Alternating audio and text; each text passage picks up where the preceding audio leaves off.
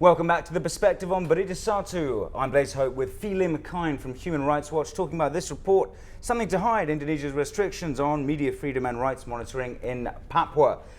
We were going through a bit of a history lesson. We hit Suharto and we hit just after Suharto fell, the Papuan Spring, as you called it.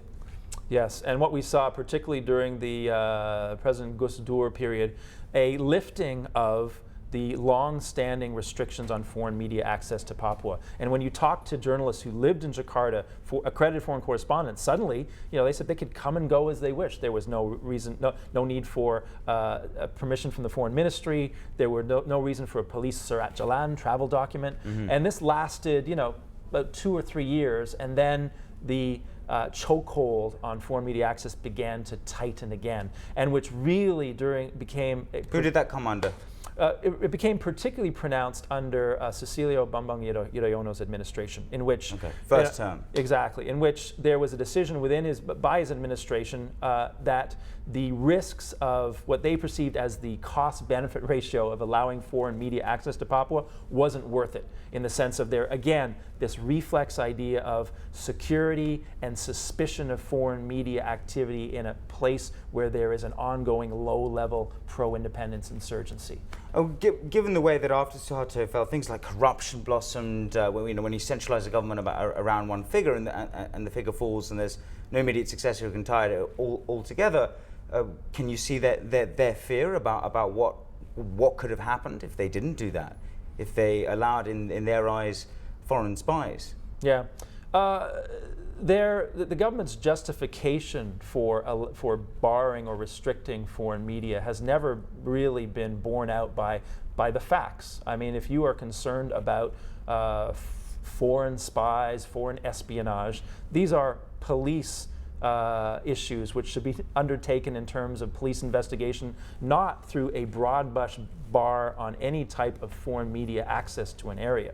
That really doesn't justify in terms of the situation on the ground. You mentioned police investigations here. There's another aspect of your report: surveillance of foreign journalists. Exactly. Yeah. What happened? What we have documented is even those few journalists, the May 10th Jokowi announcement, the opening of Papua, before that, those few journalists who were allowed to go to Papua, most of the time they were required to have an intel monitor or minder, someone from the state intelligence agency who guided them around. Now, what's wrong with that? Well, we've spoken to these journalists and they tell us that having a BIN state intelligence agency minder scared their sources, prevented them from doing topics that perhaps the government didn't want them to focus on. So it was another way of curbing foreign media, again, without any real justification on terms of security. These people weren't under fire anywhere. These people were in areas that were safe and not where there was any type of active violent insurgency. Okay, well, perhaps that's because the security forces were there. Or perhaps because there really wasn't much going on. Now, regardless of that, the reason, barring foreign media from being there just isn't justified in terms of the situation on the ground. Okay, what now? Right now, what we've seen is a perfect example. We have a Jakarta-based foreign correspondent, French correspondent, Marie Demier. And in October, she went to Papua. She got her Surat Jalan from the police. She went to Papua. Here's the first hitch. The Surat Jalan, the travel document, limited her to only Jayapura. So President Jokowi opens Papua. The capital of Papua province. Papua, exactly, only to one city. So despite the fact that President Jokowi has opened Papua, according to his announcement on May 10th, the police were saying you can only go in one place. You are limited to this geographical area.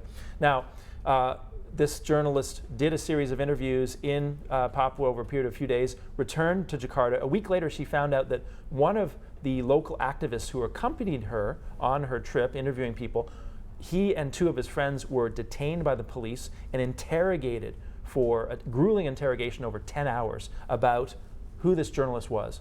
What did she want? What was she asking about? Who were the sources? So again, we see this reflex suspicion and punishment of sources in order to intimidate. And this is something that's unacceptable and, again, undermines this principle of media freedom that President Jokowi has said is important and valuable for Papua. Okay, let's hold there. We've got a final segment with Phelim Kine from Human Rights Watch on media restrictions in an open Papua. Stay tuned to The Perspective.